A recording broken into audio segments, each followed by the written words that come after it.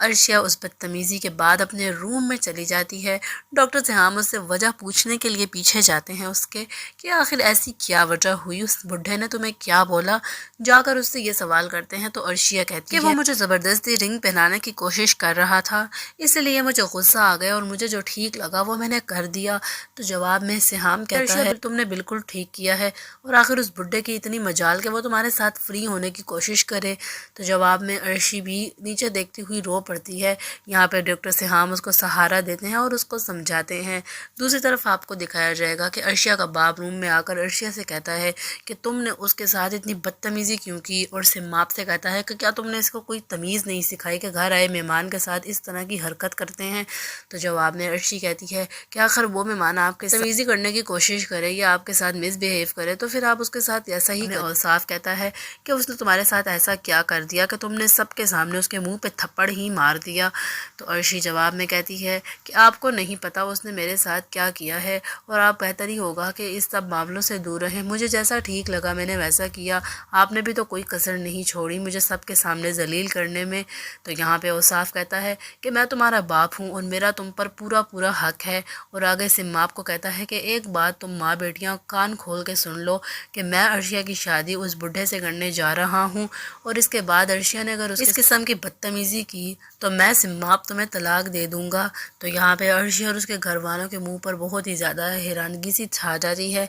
यहाँ पे औसाफ ये बात कहकर चला जाता है। यहाँ पे अर्शी की माँ अर्शी से कहती है कि अब क्या होगा बेटा, ये तुम्हारा बाप तो मुझे तलाक दे, मैं कहाँ जाऊँगी तुम लोगों को लेकर।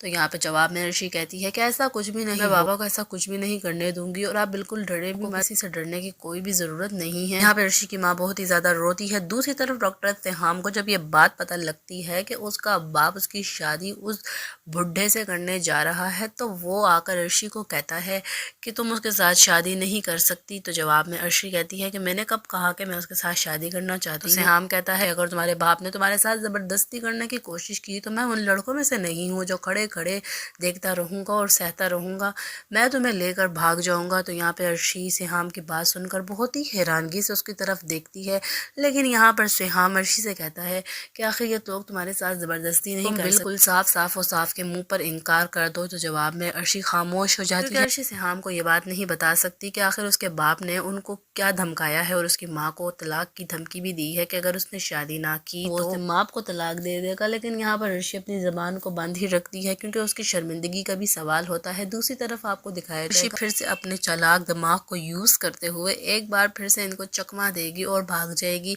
और यहाँ पर अपने बाप से कह देगी कि मुझे उसके साथ शादी करनी है, मैं राज़ी हूँ।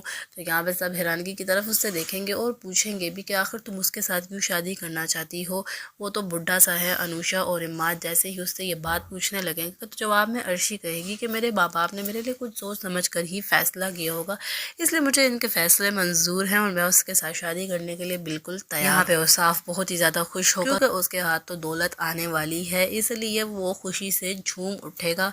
दूसरी तरफ आपको दिखाया जाएगा कि डॉक्टर सिहाम और अर्शी ने मिलकर ये फैसला किया होगा कि तुम फिलहाल के लिए इनको शादी का बोल दो, उसके बाद जैसे ही शादी का दिन करीब आएगा तो मैं तुम्हें लेकर यहाँ से निकल जाऊँगा। तो यहाँ पर अर्शी डॉक्टर सिहाम के साथ मिल जाती है और अपने घर वालों को एक बार फिर से चकमा देने में कामयाब होगी या नहीं, आपको क्या लगता है? मैं अपनी कीमती राय का भी इजहार ज़रूर कीजिएगा।